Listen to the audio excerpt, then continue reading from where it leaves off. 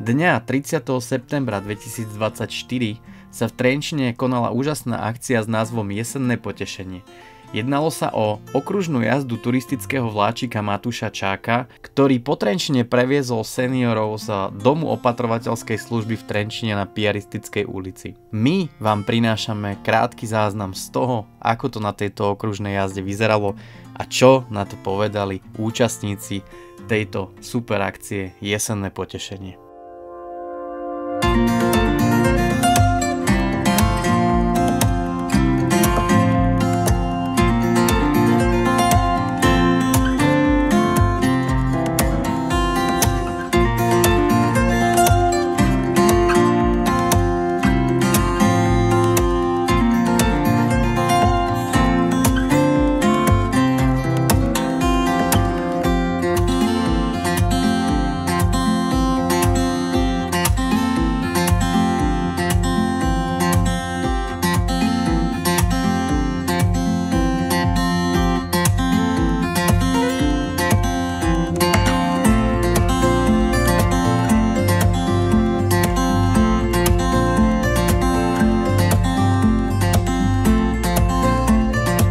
No výborné, krásne počasie máme. Vyšlo nám to.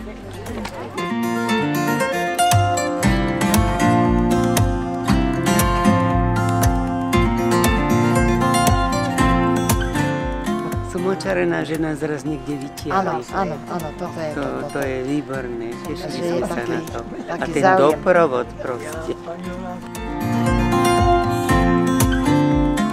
Vidíme to krásne za tie časy, čo sme tu, však ja som tu už okolo 60 rokov tu bývam. No ja. A všetko sa menilo, všetko sa, to voľakedy juh, to boli len role a také meze.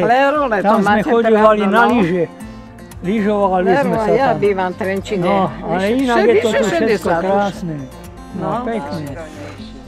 Stáva sa, prerába sa tá ulica, čo je ako kultúrny dom, alebo čo je ten vojenský. No, pekné je tu všetko, no. A môžeme len poďakovať, že nás takto zoberú. Teda, že sa o to postarajú. A že sme sa tak stretli. Áno, tak to je iná vec. Veľmi pekne ďakujeme našemu vedeniu, že proste nám umožnilo takýto výlet, lebo málo kedy sa takto dostaneme. Takže ďakujeme.